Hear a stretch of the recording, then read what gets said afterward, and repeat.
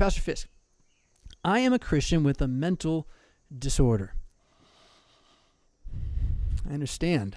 And that language and that confession, it is not easy. Now, let me give you a little suggestion that means you're tormented. Okay? Doesn't mean it's going to go away. Doesn't mean you can get an exorcism and make it all happy. No. What it means is you're tormented. And for your own heart and conscience sake, to understand the affliction, that's another way you could call it, is affliction. You're afflicted. Those are biblical words. And mental disorder, that's Nietzsche. No, that's Plato. You don't need that. What you want to know is you're afflicted and you're tormented. And yeah, I get it. It makes things very difficult. You're not kidding, right? The biggest problem I have is feeling out of control in my need to do good works. The need to do something is at the heart of that, right? What it is whenever you're tormented, whenever you're attacked, whenever you're doubting, whatever level of it you're at, whenever you're struggling, whenever you're in a trial, it generally will be telling you that the world is not sufficient the way it is right now, and that not only do you need to do something about it, but that if you don't do something about it, it will be bad-er, right? It will be worse-er, and some level of guilt and or unavoidable, something you shall not be able to endure will ensue, right? Very childish, this thought, by the way. How many things in life happen you can't endure? I mean, you're here, right? So like nothing in your whole life has ever happened to you that you can't endure. Go figure. And that's not even like a Christian thing, right? It's just humanity. But the torment often, the doubt is there will come something you can't endure. That's the lie itself, right? And so the need to do something to stave off what can't endure, that's the idolatry too, right? I will set something up to protect me. And because of this thing that I have done with my hands, I will be protected. The God who you have to actually serve by making it so that it protects you, right? As opposed to the God who serves you first made your hands for you to serve him, not by doing things for him to make him possible, right? But by being his face to others, using your hands for others. I mean, it's such an end around. It's just the opposite direction of everything, the way Jesus is. It's incredible. And so, yeah, being trapped in your feeling of this, though, dude, this is so normal. Like, if that's your only, I believe you have torment, affliction, mental disorder, but if this is just normal right now, that you have a lot of times where you feel like justification's up to you. That is the common definition of sin. That is the common experience of original generating sin from Adam.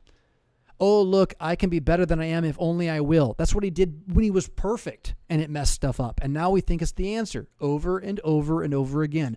That's original sin. Is there an antidote? Well, not to your flesh, except Jesus, but like your flesh is with you in a war against Jesus, who's with you, promising to win until the day he wins by grilling you in the grave once and for goods, right? Which for some reason we're all trying to avoid. What? Run toward the tomb. It's freedom, they say.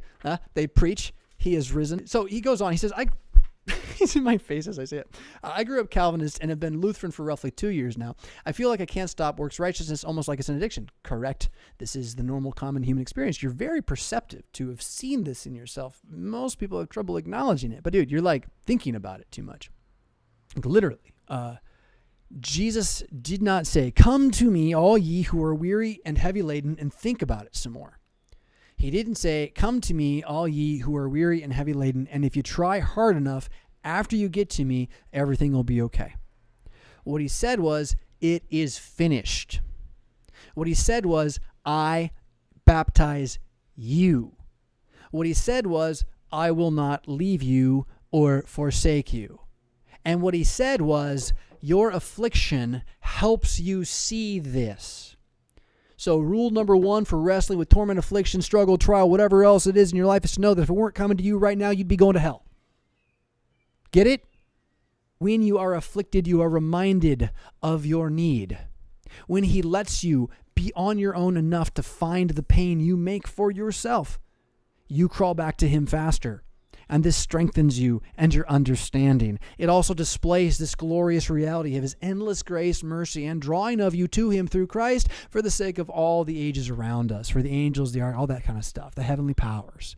Don't let that be stolen from you. Okay, so you go back to works righteousness because you're letting it be stolen from you. And I do it too. We all do it. You're not going to stop doing it. But honestly, like, if you have words that are not in your head, that you would rather have in your head than the words that are in your head, you got to do two things. You got to write out the words in your head that you don't want in your head. Say, this is what I think, and I don't like thinking this. And you got to write out what you want to think instead. I would rather think this. And then that's not enough. Then tomorrow, read it. And the next day, read it again. And the next day, read it again. And eventually, write it down one more time or change what it says. And then read it again. And over the course of time, with prayer that is adding truth to it from the scriptures, pile the mind of Christ into your solutions and answers of what you'd rather be than what you are. What you will find is that at the very least, the words you speak when you are struggling with torment are wise words, as opposed to merely your own heart